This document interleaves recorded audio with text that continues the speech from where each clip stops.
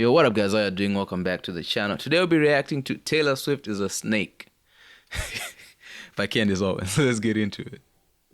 Let's jump right into them. Thoughts on sources saying Taylor Swift will perform at the 2023 Super Bowl. Are you a T Swift fan? No, I am not a T Swift fan at all. I used to be when I was young, and she pretended to be a nice girl that sang country music.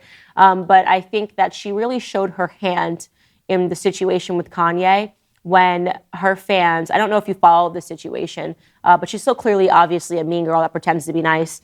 And there was a situation that happened a few years ago where Kanye released a song, and in the lyrics, he said, I feel like me and Taylor might still have sex. That was the exact lyric. I feel like me and Taylor might still have sex. And when this song was released, her Swifties, is what she calls her fans. I mean, see, this is quoting my omission. Kanye said, "Me and Taylor can still have sex because I made her famous." That was a problem. But which is true too. He made her famous from that incident that they had. Fans were so upset about it. They were like, how dare you talk about Taylor Swift like that? And they were angry and expecting her to react and say, this is misogyny, this is sexism, blah, blah, blah. Well, she gloriously releases this statement, basically abiding by her fandom and saying, like, this is horrible, this is racist, this is misogynist, this is not okay that Kanye West said this. And then Kim Kardashian, in a moment of playing, which I respect her for, of this is my husband and you are lying about what happened, said that Taylor Swift approved the line in that song because Kanye considered her a friend, and he called her up and he told her, hey, I'm going to drop this song. I want you to hear this lyric. And she was like, I love it. I love it. Well, unfortunately for Taylor Swift, Kanye West records his entire life. Like, he just has you know this now because I think there's a Netflix documentary of this, Yeezus. Oh no, actually it's called Genius. That's right, a Netflix documentary. He always has a videographer around him. So they actually captured the moment that he called Taylor Swift and she approved the line. And so Kim Kardashian released it on Snapchat, and that really showed you just how calculating Taylor Swift is. Like, it was more important for her to keep her fan base than to simply tell the truth and say, hey, I heard this line, I was okay with it because of blah, blah, blah. And then she was embarrassed and sort of went away for a year because everyone realized that she was a snake and that she was willing to sell people under the bus for more fame and for money. I think, yeah, this story does have merit. We were there. We saw the audio come out. Is she a snake? I don't know, man. How would you define someone being a snake? What I think happened with Taylor Swift, and this is a thing that happens with a lot of people, is just trying to be on the side of popularism, right? Like, at that point in time, she wanted, I feel, you want to ride with your fans, and you want to ride the wave and come out with a clean name. But what that does is it just shows your character and it shows who you are, because it means at a time of where you could have protected, Kanye and be like, oh yeah, this was pretty cool, I was fine with it, and the whole world would have moved on. She had the opportunity to do that, but to be like, nah, I don't agree with this, he's bullying me. Yeah, that is foul. I am a Taylor Swift fan, but I think at a certain point you have to start separating the artist from the art, right? I also don't like her because she used the country music scene, as many of them do. She actually thinks country music fans are backwards and racist and horrible. She's really a girl that's from Pennsylvania and grew up with a tremendous amount of wealth, but she kind of sells to you that she's like this country girl for a little bit. Then she gets the fame she wants and she's off into popland, and now she's like, oh, you country fans don't understand, you're backwards and racist, and she uses her platform for a bunch of leftist causes. But let me tell you how I really feel. Just kidding. What are your thoughts on Princess Diana? I think that she liked the press from all accounts. I think that she liked to be in the public eye. And I don't know if what we're learning via The Crown is correct, so it's hard for me to comment on it. But I do know that people that knew her at the time have said that she really did love the press and she loved to have the cameras behind her. Obviously, it's sad that her life ended so tragically. And I do think that if she was alive, she would be able to help Prince Harry realize that he is married to a person that he should not be married to. Like, if he can't see the writing on the wall that she is trying to embody his mother, even when he told the story about how she said she was going to commit suicide while she was pregnant and that she was having suicidal thoughts.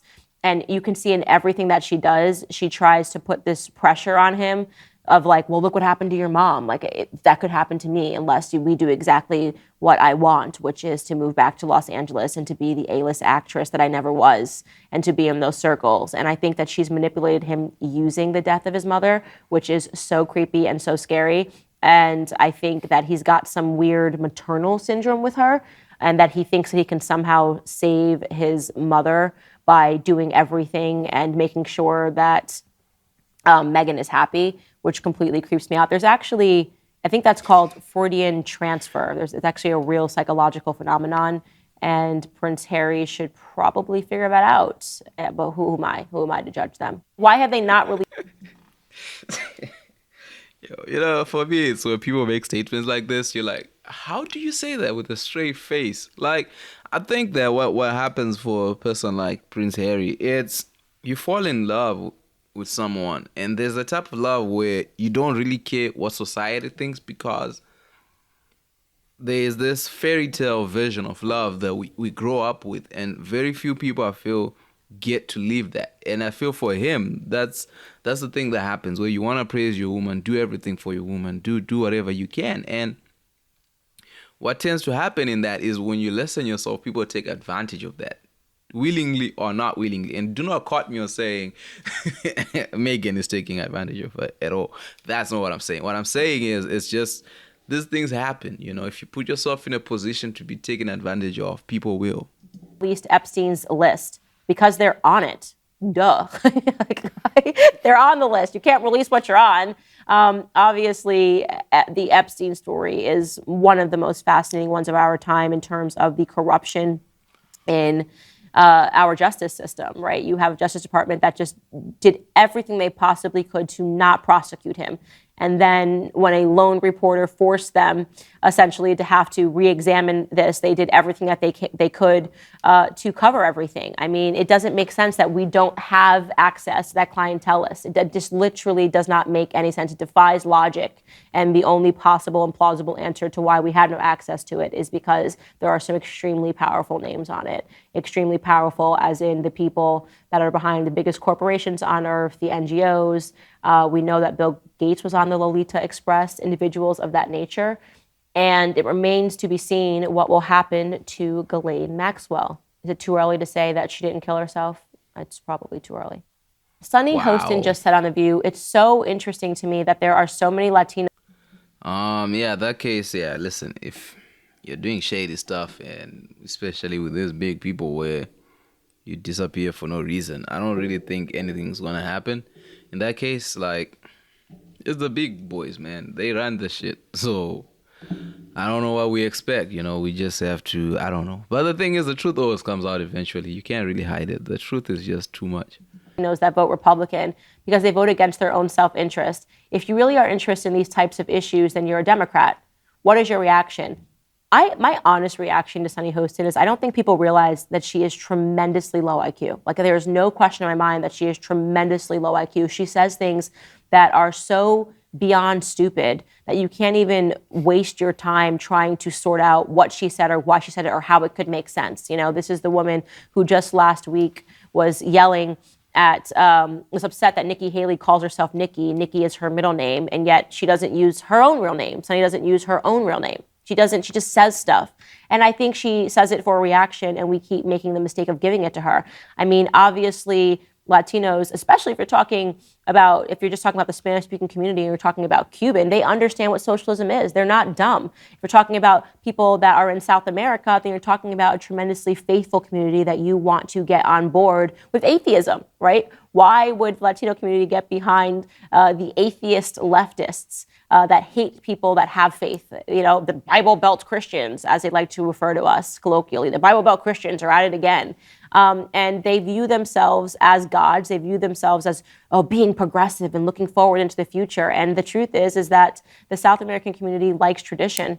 And so I do think that even though they are banking on Latino Americans coming over the Democrat side, that Latino Americans at the end of the day are too smart for that. And I think the numbers prove that when you see how many of them voted for Trump in the 2020 election. All right, guys, next portion. I think that what happens with people that they don't realize about immigrants is how conservative a lot of immigrants are.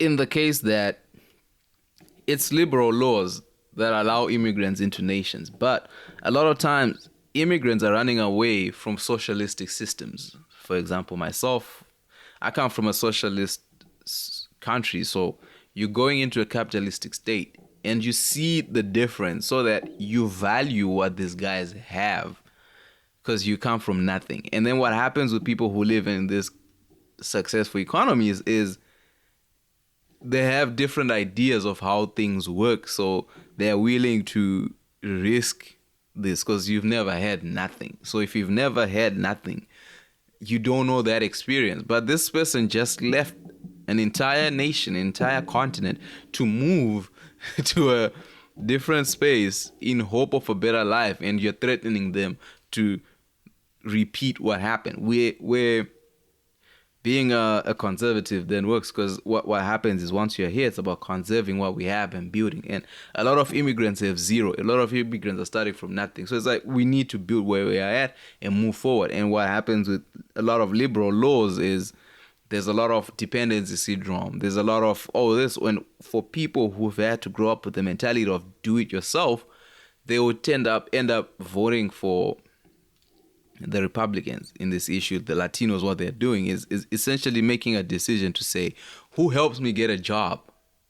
Who helps me get served money whilst I'm sitting at home, which might not come, So it's a balance between those things. And the challenge that I feel that the Democrats have is they have to sit down and actually examine their policies to, does this benefit us as a political party or does this benefit an individual, especially at the grassroots level? Because a lot of us don't benefit from, things such as stimulus checks whereby it'll only benefit citizens. And then you're like, okay, fine. In order to vote, you have to be a citizen.